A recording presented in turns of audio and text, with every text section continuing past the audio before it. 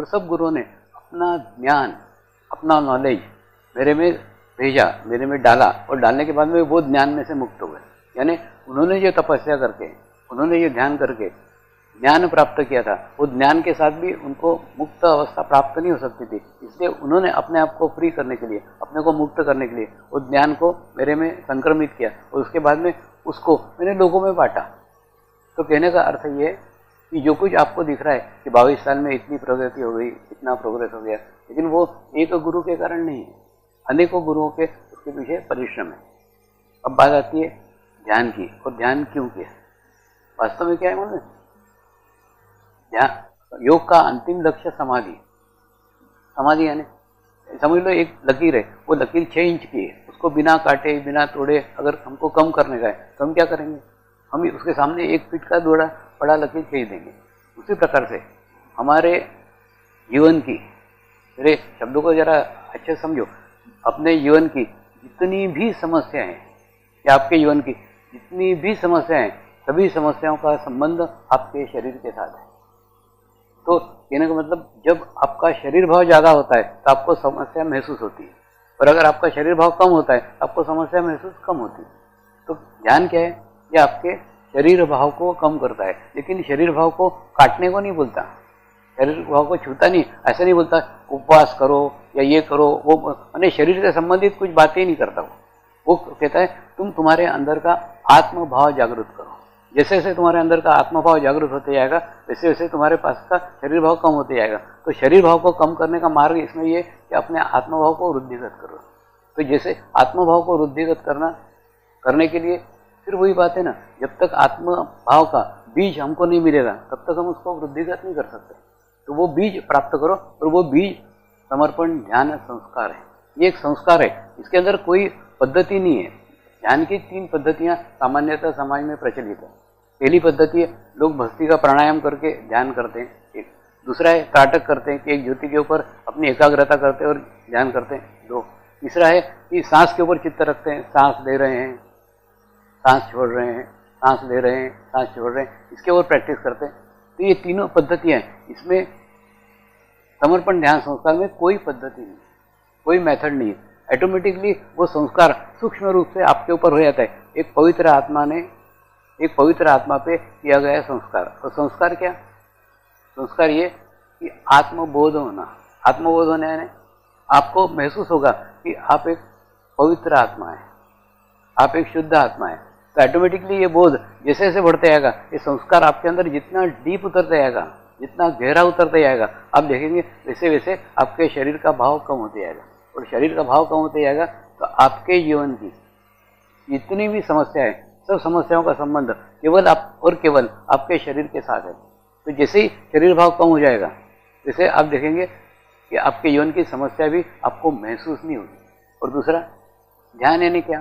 देखिए, जैसे एक पानी का ग्लास है, उस ग्लास के अंदर अगर हम 1 चम्मच काली शाही डाल दें तो क्या होगा? 1 चम्मच काली शाही से पूरा ग्लास काला हो जाएगा। लेकिन वही एक काली शाही हम गंगा नदी में डाल दें तो उससे कुछ फर्क पड़ेगा क्या? नहीं, वो वहाँ कहाँ चली गई पता भी नहीं चलेगा। ठीक उसी प्रकार से जब आप आपका जीवन अकेले व्यतीत करते हैं तो आपके जीवन की छोटी सी भी समस्या, आपके जीवन की छोटी सी भी प्रॉब्लम आपके पूर्ण जीवन को कलुषित कर देती है, आपको डिस्टर्ब कर देती है। लेकिन वही अगर आप गंगा नदी का पानी हो जाए तो वो आपकी समस्या कहाँ चली गई पता ही नहीं चलेगा। ठीक उसी प्रकार से जैसे आप ध्यान करते हैं, जैसे आप मेडिटेशन करते हैं, तो मेडिटेशन के माध्यम से, इस समर्पण संस्कार के माध्यम से आप लाखों दुनिया के पवित्र और शुद्ध आत्माओं के साथ जुड़ते हैं। और जैसे लाखों पवित्र और शुद्ध आत्माओं के साथ जुड़ते हैं, वैसे आपका अस्तित्व नगण्य हो जाता है। फिर आपकी समस्या केवल आपकी नहीं रह जाती, वो सामूहिकता में चली जाती है। और सामूहिकता में जाने के बाद में उसकी चुभन, उसकी तकलीफ आपको पता भी नहीं चलती। और दूसरा, ये ध्यान का संस्कार पूर्ण विश्व ने मान्य किया है। इसके अंदर अलग अलग जाति के, अलग अलग धर्म के, अलग अलग देश के, अलग अलग रंग के सभी लोग शामिल हैं, और सबको अनुभूति समान रूप से होती है।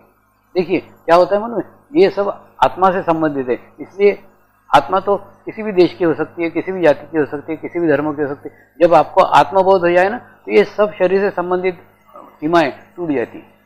और उसके बाद में सब मनुष्य जब एक दूसरे को मिलते हैं तो एक आत्मा करके मिलते हैं, तो ऑटोमेटिकली सबके अंदर आत्मभाव वृद्धिगत होता है। और आत्मभाव वृद्धिगत होने के बाद में जीवन में, आपके जीवन काल में आप एक ऐसे स्थिति तक पहुंचते हैं जब आपके जीवन में पाने के लिए कुछ भी बाकी नहीं रहेगा, कुछ भी बाकी नहीं रहेगा, सब कुछ प्राप्त कर लिया, वो आपको अनुभव हो जाता है। और दूसरा, परमेश्वर बाहर नहीं है, परमात्मा बाहर नहीं है। परमेश्वर कोई शब्द थोड़ी है जो तुम ग्रंथों में और पुस्तकों में खोजोगे। परमात्मा कोई मूर्ति थोड़ी है तुम जाके मंदिरों में खोजोगे। परमात्मा को खोजना है तो परमात्मा ने तुमको बनाया है, तुम्हारे भीतर परमात्मा है। उसको छोड़ के तुम जहां भी खोजोगे तुमको निराशा ही हाथ आएगी। तो इसके अंदर तुमको अनुभव हो जाता है कि परमेश्वर तुम्हारे ही अंदर है, परमात्मा तुम्हारे अंदर है, और मेरे ही अंदर का परमात्मा जब मुझे अनुभव होता है, अनुभव होने के बाद में मनुष्य के जीवन का सबसे बड़ा समाधान, तो समाधान है कि मैंने परमात्मा को पा लिया, मैंने परमेश्वर को पा लिया। जब ये समाधान आपको प्राप्त होता है ना, फिर जीवन की सारी खोज समाप्त हो जाती है, सब ढूंढना, सब भटकना सब बंद हो जाता है और आपकी अंतर्मुखी यात्रा प्रारंभ हो जाती है। अंतर्मुखी यात्रा प्रारंभ होने के बाद में धीरे धीरे धीरे आप ऐसे कार्य करने लग जाते जो कार्य करने से आपके आत्मा स्ट्रांग होती है, आपकी आत्मा मजबूत होती है। अब कई लोग जो मुझे 25-30 साल से जानते हैं बोलते समझिए एक 20-22 साल में इतने विश्व भर में कैसा हो गया, इतने विश्व के लाखों लोग कैसे जुड़ गए। उनको बोला 2 बातें मैंने जीवन में की, एक तो सदैव मैं वो कार्य करता रहा जो कार्य करने से मेरी आत्मा को अच्छा लगता है, तो उसके बाद में सदैव निस्वार्थ भाव से कार्य किया। मैंने लोगों को ध्यान सिखाया, लोग ध्यान करे नहीं करे वो भी अपेक्षा नहीं की। तो ऐसा आप आपके जीवन में एक कार्य, कोई भी छोटा सा छोटा कार्य हो, एक कार्य ऐसा ढूंढो जो कार्य करने से आपको समाधान मिलता है, आपको सेटिस्फेक्शन मिलता है। एक बार कलकत्ते में दक्षिणेश्वर काली के मंदिर में रहता था, और उसके बाद में एक दिन सवेरे कटिंग बनाने के लिए सामने एक नाई की दुकान में गया। कुछ नहीं, एक झोपड़ी सरी की नाई की दुकान थी, मैंने वो कोई कंस्ट्रक्शन भी नहीं था, एक पतरा डाल के रखा था, वो पतरा उसने हटाया, वो उसका दरवाजा था, वो खुल गया। उसके बाद में अंदर जाके देखा तो वो नाई अगरबत्ती लेकर के काली माता की पूजा कर रहा था। उसके बाद में थोड़ी देर 5 मिनट उसकी पूजा वगैरह चलती रही, नमस्कार चमत्कार चलता रहा।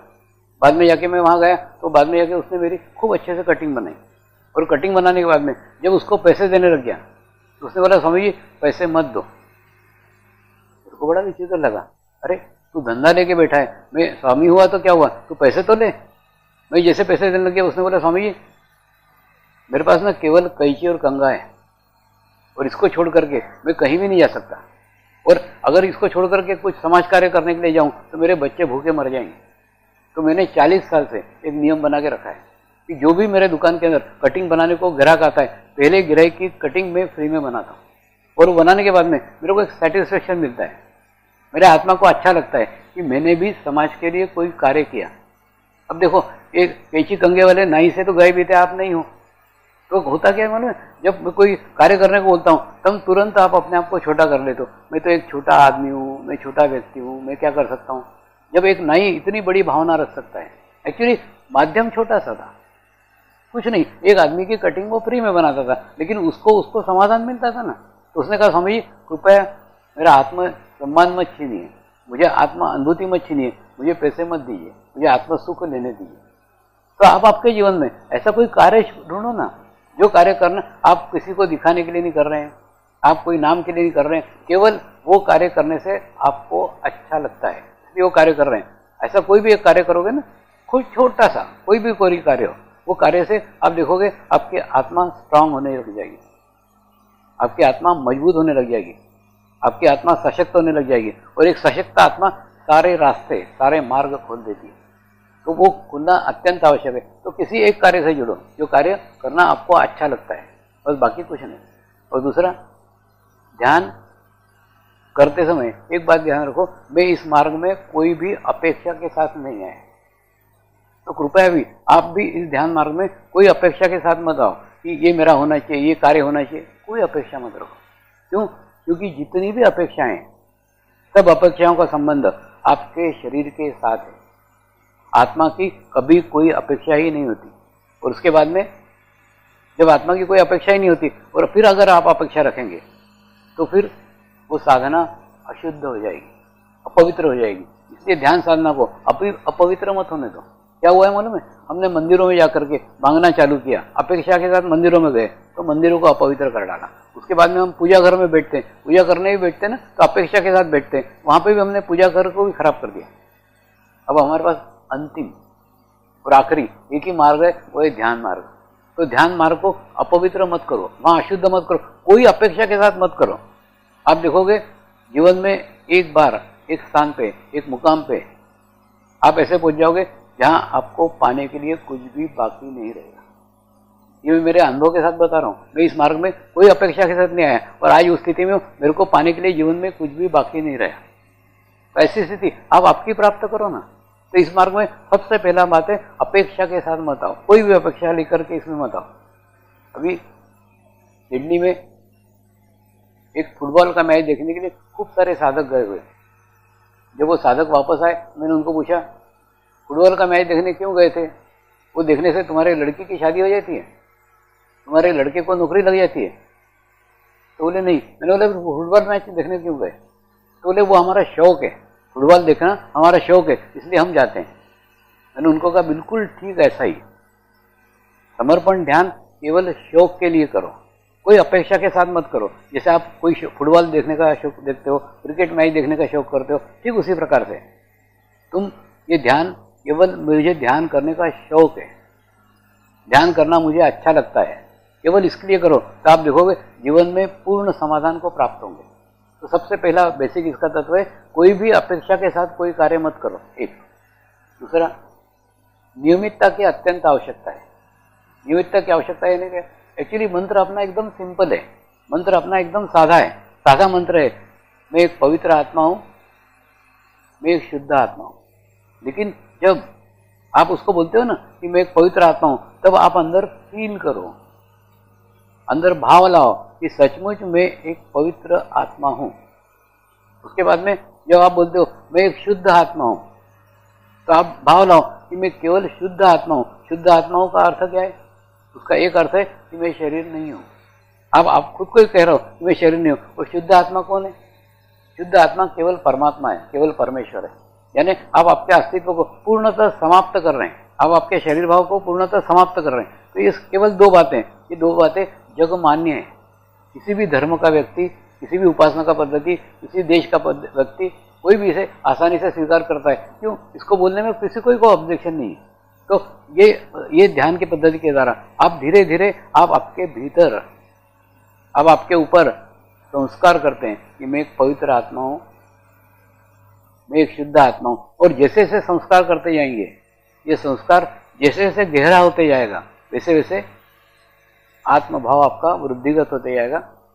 और जहां एक और आत्मभाव वृद्धिगत होते जाएगा, ठीक उसी प्रकार से आपका शरीर भाव धीरे धीरे धीरे धीरे धीरे धीरे कम होते जाएगा। और आत्मभाव होने के बाद में फिर आपको आपके जीवन में एक तृप्ति का अनुभव होगा, एक सेटिस्फेक्शन का अनुभव होगा। लेकिन यह नियमित करने की आवश्यकता है। एक दिन खूब बैठा और बाकी दिन नहीं, क्या ऐसा नहीं, केवल आधा घंटा करो।